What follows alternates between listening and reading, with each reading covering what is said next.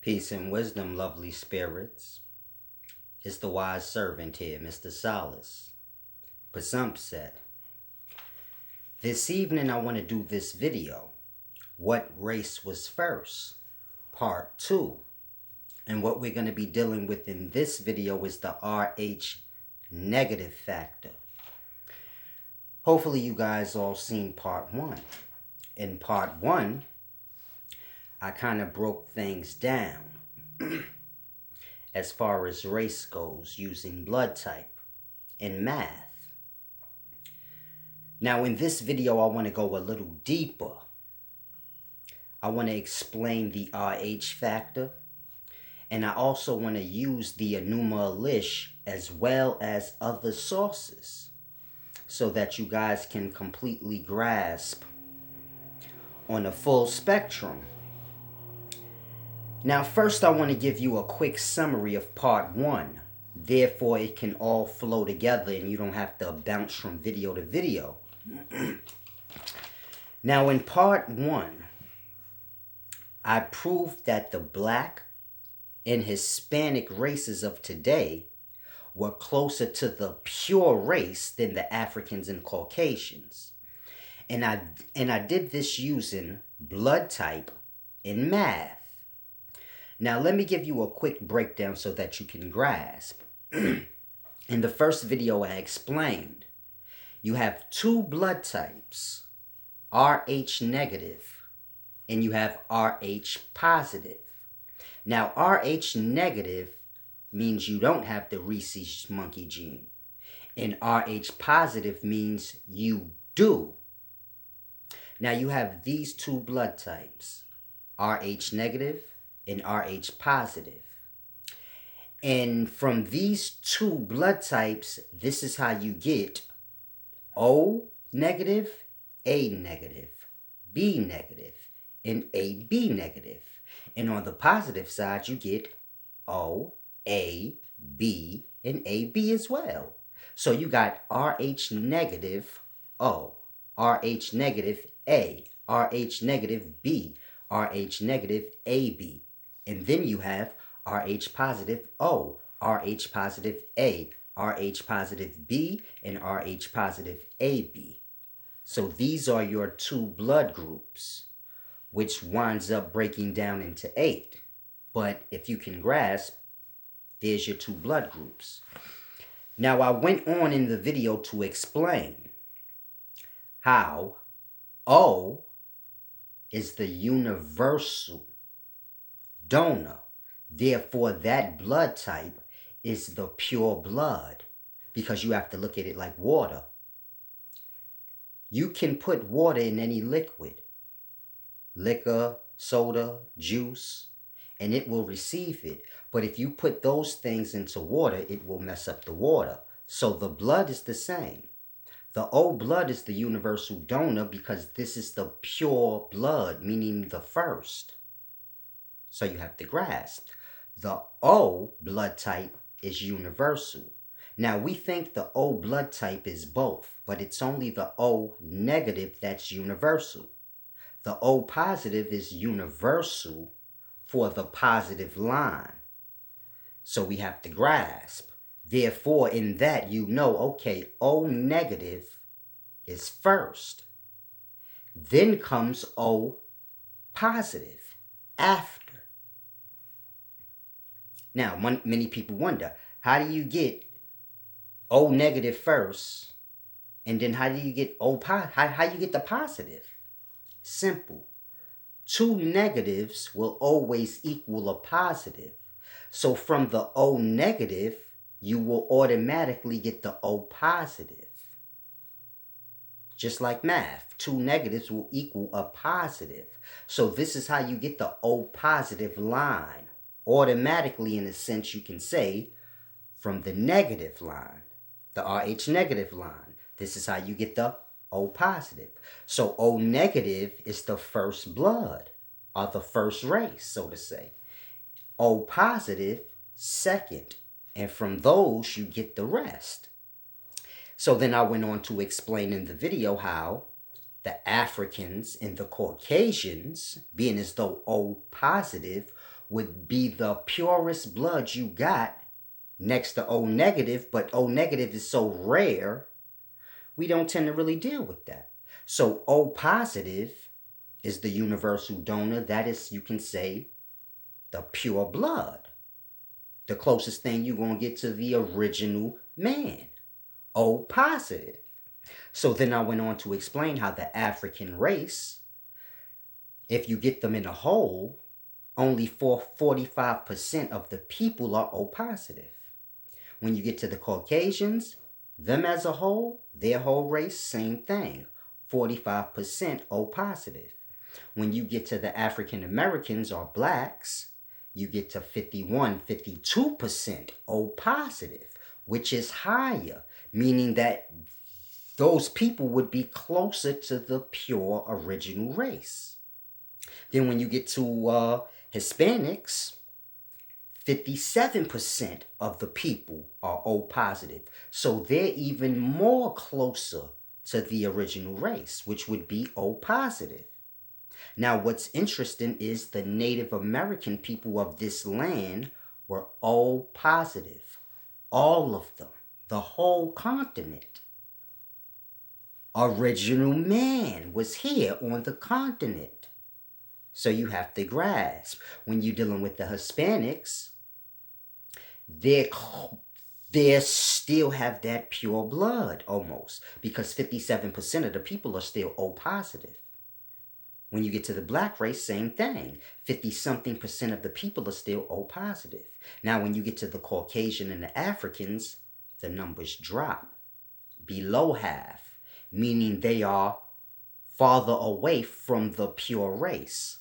So it's a deep thing I want you guys to grasp. In the video, I basically explained, the natives of the land were all O positive. And if black people as a race in a whole, if most of us consist of O positive, that means we are direct descendants of that race, not as much bleeded out as the Caucasian or the African. So it goes to the race as a whole. The Africans as a whole, they're below O positive, meaning half of their people are below O positive, which is the pure race or the pure blood. The reason for that is because that race is older than the Hispanics and the black. Therefore, they breed it out. If that makes sense to you. When you get to the Caucasian, same thing. They're farther away from the pure blood, the O positive, because they've been breeding. Now, when you get to the Hispanics and the blacks, we're still high in that O positive pure blood because we're a new race. We descend from the Caucasian, the African, and the natives, which were still original man. They were still pure blood, which is O positive. And from that, mixing and mingling, you got the Hispanics and you got the blacks or the African Americans. Now you have a new race from that pure race that was O positive. And we are them. Breeded out somewhat now. So therefore, we're like 50-something% still O positive, while the other races are below 50. So this is why I was explaining to people, the Hispanics, the African Americans, we predate the Africans, meaning we are more closely descended to the pure race than they are. Now, here's where it gets interesting. When I was breaking all of that down, you can go back and watch that video if you want a full breakdown, but I was just giving you a summary. Now, what was interesting about that video is everyone got excited, but no, everyone forgot about the Rh negative. They forgot about O negative, which would be the pure blood. So we all got hyped like, yeah, O positive. Forgot all about Rh negative O. And it's deep.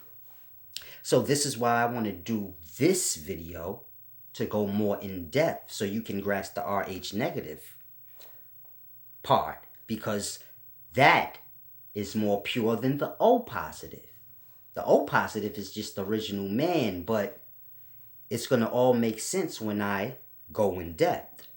Now, I said in a previous video that white albinos breeding with the many different dark-skinned races of people on the planet is how you got the different races you got all over the world. It wasn't from everybody coming out of Africa and then climate changing them, but it was from the white albinos, or white people, white albinos, mixing in, breeding with the many dark races of people all over the planet. Now, many people said this made whatever they wanted to say. Now, I want y'all to grasp this cold-blooded revelations, because now I want to get into this video, part 2. And it's all going to make sense now. Now, when you're dealing with Rh negative, the first thing I want y'all to grasp is this. 15% of the world population is Rh negative, meaning it's kind of rare. That's a low percentage. 15% of the whole population, and out of the whole population, only 15% is Rh positive. Negative, Rh negative. Now, out of that 15% that's Rh negative, 85%, I believe, is Caucasian. I'm not sure if 85% is the accurate pinpoint number, but it's a high number like that. So when you're dealing with Rh negative, it's only 15% of the population. And out of that 15%, it's mostly white. So it's a deep thing I want you guys to grasp. Now, it gets way more weirder and interesting, but just stay with me. Now, so most Rh negative blood, you can say, is associated with white people. Now, many of you will say, what does that mean? That means this. The rhesus monkey is a white, blonde-haired monkey. It's a pink-skinned, blonde-haired monkey. And this is where you get the Rh positive blood, so to say, from. Now, the rhesus monkey is receding in pigment. So I guess this is why it's called rhesus, but it's receding in pigment. This is why the monkey looks pale. Now, stay with me. It's a deep thing. Now, I know many of you are lost. Y'all are like, hold on, I'm confused. If Caucasians are Rh negative and they are white, yet you say the rhesus monkey is receding in pigment like the Caucasian, but that's where the Rh positive comes from. That makes no sense, Silas. Stay with me. Now, I want y'all to grasp the Enuma Elish, because now this is all going to make sense to you. We all read the Enuma Elish, and according to the Enuma Elish, or the Anunnaki story that many people are familiar with, the Anunnaki made man from ape. Now, the story is told or perceived as if they're white. And here's where the problem lies. Because the Anunnaki were black, Rh negative. Stay with me. The rhesus monkey, the man that they made out of the ape, this is where you get the Rh positive factor from. So now I want y'all to grasp, according to the Enuma Elish, or the Anunnaki story that everyone's familiar with, the Anunnaki came here and made man out of the apes that were here. And they used them as slaves. Now I want y'all to grasp the story, how the accurate way, so you can fully understand. Now the Anunnaki were black. Their blood type Rh negative. Why? Because they're not receding in pigment. So they were negative, Rh negative. Stay with me. Now, when these Anunnaki took this rhesus monkey and took genes from this monkey, to make man. So they took genes from the rhesus monkey, which is a pink-faced, blonde-haired monkey. Anunnaki, black, Rh negative. They take genes from rhesus monkey, pink face, blonde hair, and they merged the two. What you get from that? White man now. Now, Anunnaki is man, black man, Rh negative blood type. Mix their genes with rhesus monkey, blonde hair, pink skinned monkey. And now from that you get white man. But the white man is Rh negative as well. Grasp. They took genes from the monkey. It's simple math. Negative and a positive. You get a negative. So you get that rhesus monkey receding gene from when they took it from the monkey and added it to their genes, making the white man. Now you would assume, okay, so the white man would have been Rh positive like the monkey. No. They took their genes and just mixed some of it with the monkey, making themselves, you can say, a white man now. But that's still simple math. Negative, positive. You get negative. So now you got black Anunnaki man, Rh negative. Mixed his genes with blonde-haired monkey. Made white blonde-haired man. White blonde-haired man is Rh negative as well. Now, it's written that Enki had sex with one of these men that he made from monkey. So now you got white man, according to the Numa Lish. When Enki made them, they had sandy hair. Anunnaki were black.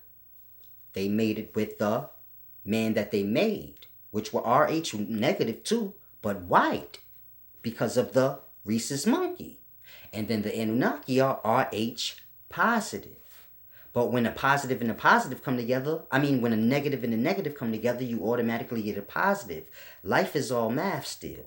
So this is how you get O positive, Rho positive, the original man, the red man, the brown man.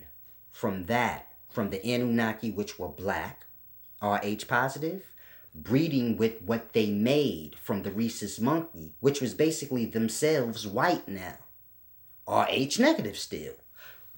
Breed, from that you get Rh positive now, but you get you get brown man, a reddish man, the different dark races all over the planet. You got that from the Anunnaki and the monkey man, you can say, they made, which was white man. And this is how you get the two blood types, and this is how you get the rest of the many different blood types. So it's a deep thing y'all have to grasp. Now, here's where it gets interesting. Hopefully you guys can follow what I'm saying, because the way the Anunnaki story is told, it's told as if the Anunnaki are white, so on and so forth, and then it gets confusing. But if you read it, it's clear. When they made the man had sandy hair. The descriptions are just like the rhesus monkey. So it's a deep, cold-blooded thing. So now you have the original man, positive O, which is what the natives of America was in before any place is civilized, meaning before the Caucasian comes. They're pretty much O positive, reddish brown, copper color people, and then you get the confusion. Now, this is where it gets interesting, because now we like, okay, so the red brown man would be the original man, and this is where you get the confusion, because now the white man, meaning you got the Anunnaki black man that made the white man from the rhesus monkey, they feel superior to the original man because they were first. The original man came from them and the Anunnaki. So you have to grasp, the Anunnaki out the picture. They leave the place to the rhesus monkey white man that they made and the original man that came from them mixing and breeding in with the white man. So now you got white men on the planet, and you got original man on the planet. Brown red man, original man, O positive blood. And you got white man, RH negative blood. And then you got black man, Anunnaki, RH negative blood. But they disappears or whatever out the picture. Now you got the breeding between white man, RH negative, albino, like I said, with the many different original brown, red, copper color men all over the earth. And this is how you get the many different nationalities and all the different things you see today, the different shades and stuff like that. That's how that happened, according to the Anunnaki and many different texts. So it's deep. When you're dealing with the Norse, they tell it from the perspective of, you can say, the white giants came and sinned against man. But you have to grasp, the Anunnaki is explaining how you got the tall white giants from Norse that came to Midgard and sinned against man. So it's a deep thing. It's all a matter of, when you're reading these things, what time in history was this? So now we got it into daytimes in a sense when I told y'all white albinos mixing and merging with all the many different brown people of the earth. This is how you get the many different nationalities. It gives y'all the perspective like that. I don't understand all the white people, they come first. And it's only because y'all don't give yourselves a chance to grasp the whole story. So then the person be like, forget it, I ain't gonna even waste my breath. But it's a deep thing y'all have to grasp. People don't come from planets. So when you're dealing with what's the first race, it's a deep thing, man. I don't think y'all really understand how the life breaks down, with, earth or hell, first heaven, second heaven, third heaven, meaning, cells, organisms, things like this. But it's a deep thing. In the Far East, they have rhesus monkeys as revered. And they're known as lab monkeys, the rhesus monkey. So a lot of y'all are like, damn, all this time the white man had us thinking that we were from the monkey, but they was from the monkey. And it's a deep, cold-blooded thing I want y'all to grasp. Wasn't nobody from the monkey. Y'all get it confused. See, the Anunnaki made man from monkey. But y'all forget the whole point. What really happened was they made man themselves into monkey. Made man dumb. You have to grasp. They took genes from monkey and genes from themselves. So to say they made man from monkey makes no sense. You can't make monkey smarter, but you can make man dumber by adding a recessive or rhesus monkey gene. So the Anunnaki, even though they were smart, they were dumb as fuck. They didn't realize they sinned against themselves, not the monkey. To make the monkey smarter is a great thing. To make the man dumb like monkey is a bad thing. So I want y'all to fully grasp. You got black Anunnaki. You got rhesus monkey. Pale, pink-skinned, blonde-haired monkey. The genes are mixed. From that you get white, pale man, blonde hair. When this white, pale, blonde man, he's the Anunnaki. So you have to grasp. The Anunnaki didn't make the monkey the man. All he did was make himself dumber like the monkey a little bit. So the Anunnaki black man is, you could say, genius. The rhesus monkey, animal. He makes the white man, and the white man is somewhere in between. Meaning, he made himself white and dumb. It's cold-blooded. Y'all don't understand. I don't think y'all get it. Then, Anunnaki leave. All that's left,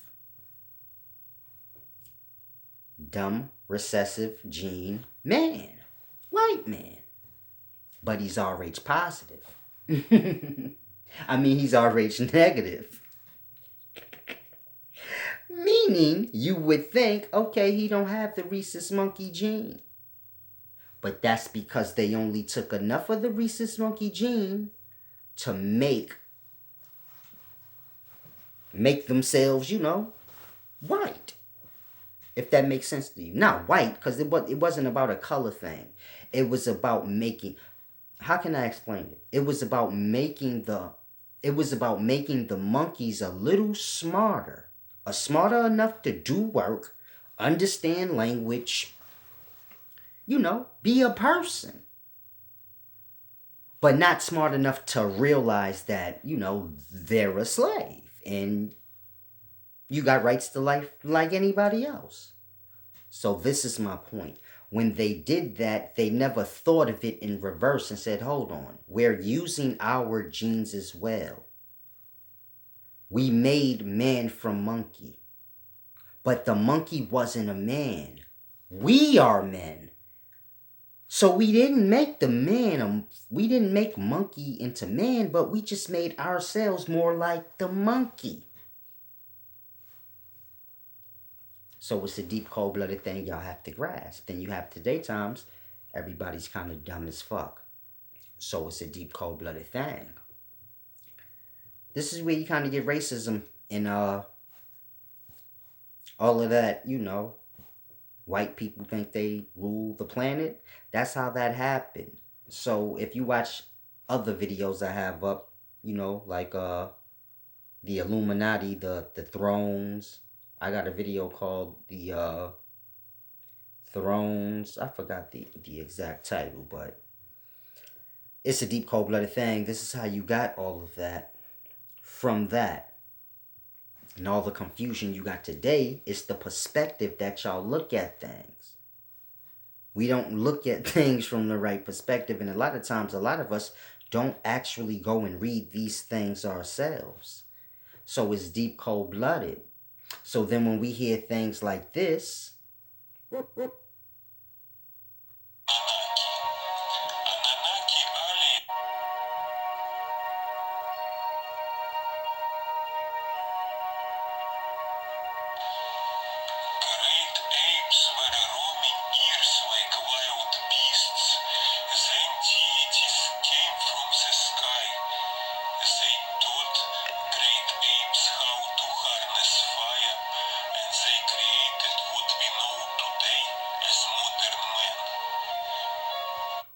if y'all can understand what he said, he was basically telling the Anunnaki story. He was telling a story that every culture got, whether you read in the Bible, ancient Chem, it don't matter what you're reading, it's all the same story. Somebody made man some weird way from apes. Or somehow man came from apes, or somehow it was an evolution of man evolving from apes, and it's a deep thing y'all not understanding. The perspective is all wrong. Apes are not men.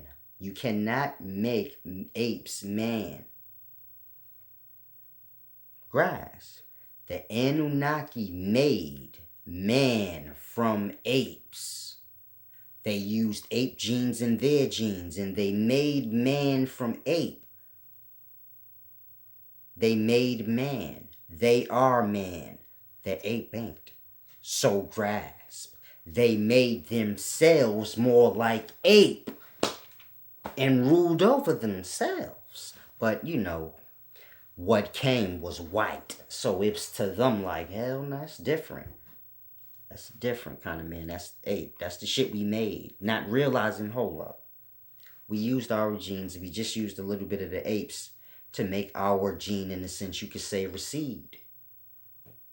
So this is how you get the Rh positive, which is really a receding gene, meaning making the pigment go from black to a lighter shade. So you could say, in a sense, we're all receding from that first Rh negative blood type, the Anunnaki, so to say, or whatever you want to call them. But that first blood type, that Rh negative, O, that universal donor, that blood type that only 15% of the people on the planet have, that would be of a black race. Rh positive would be rhesus monkey positive, so to say. Rhesus monkeys, they're pale. This is receding.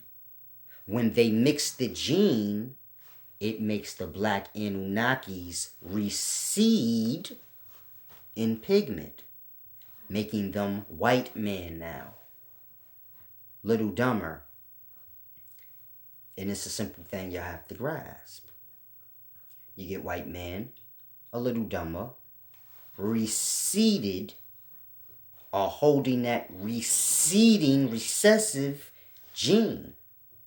And then when those two breed, you get original man. On the positive side now, O positive, receding gene. So 85% of the people on the planet are in the Rh positive side of the blood types. Why? Because of that. It's a simple thing. We're all receding from that black Rh negative, pure universal donor blood type, our race. This is why you got brown man, red man. It's from when they added the rhesus monkey gene to themselves to make white man. But they viewed it as we made the ape a man, as opposed to looking at it as, damn, we sinned against ourselves. Made ourselves white and a little dumber like the ape. So when you hear like Farrakhan and he got the, what's this dude name? The big head scientist. Slipped my mind for a minute. I'm so sorry. Y'all know I go through my conscious cleansings and conscious baptism, so I don't have all this influence on me. But Farrakhan and a lot of other people be talking about it just slipped the tip of my tongue. Something, the big head scientist. What is his name? Anyway, hopefully the hit pop back in my mind. Many of you probably already know what I'm talking about. But they teach about the black scientists that made albinos by getting all the light-skinned black people and repeatedly breeding their genes until you got white. And Farrakhan tells this weird story about, what is his name? Chip. The big head scientist. What is his name? It's so funny. But, you know, that story is foolish. All of these things derive from this Enuma story, the Enuma tablets, but it keeps being translated, or not translated, but the perspective is being seen wrong. And that's where all the confusion is coming from. So you can say the Farrakhan story with it was just on the tip of my tongue. I almost had the name. Let me pause it. I gotta get the name. Dag, I sat here for a while. It's on the tip of my tongue, but I cannot remember the name. I did a video on it and all that. Damn, that's amazing. Knowledge makes you old, man. Wisdom makes you old. You start getting gray hair, start forgetting shit. But it's a deep, cold-blooded thing. The name slipped my mind, but Farrakhan's always talking about this ancient black scientist that was made white people. And it's a deep thing. That story comes from the Enuma Elish, but the perspective we are looking at it is completely wrong. And it's a deep, cold-blooded thing, man. Basically, everything I be telling y'all be accurate, but y'all just don't grasp the whole story. A lot of times, y'all don't give y'allself a chance to even hear the whole story. I wind up moving along to something else. But it gets deeper than this as well, because, like I said,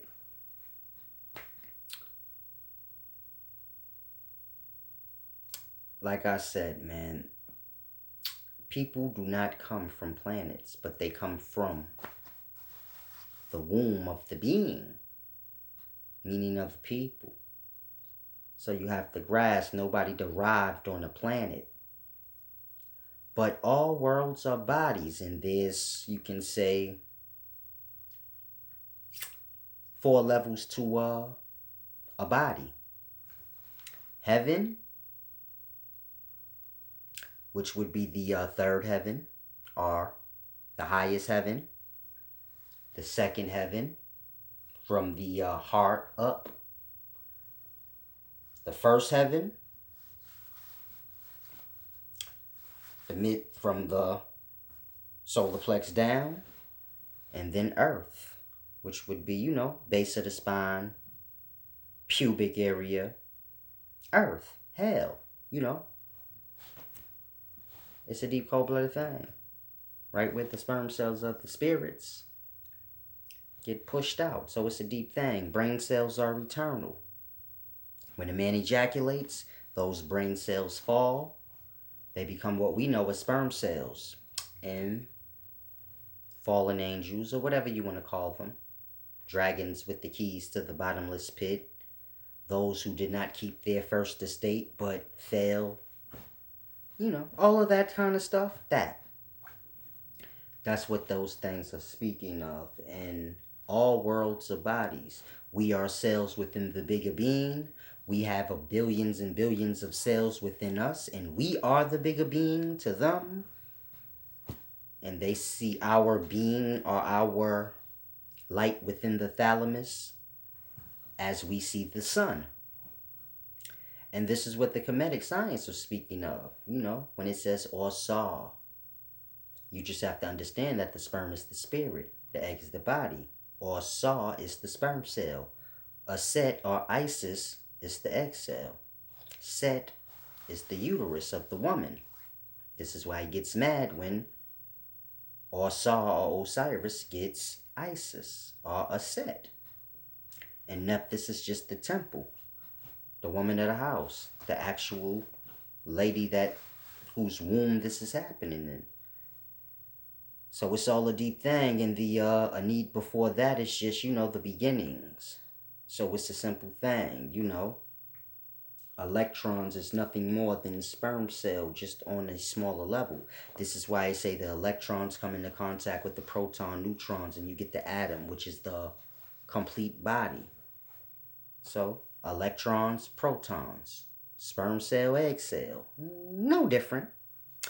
Just micro levels of life. In our perception, being as though it's so small, we perceive it as that's just the makeups of what becomes, but we don't ever look at it as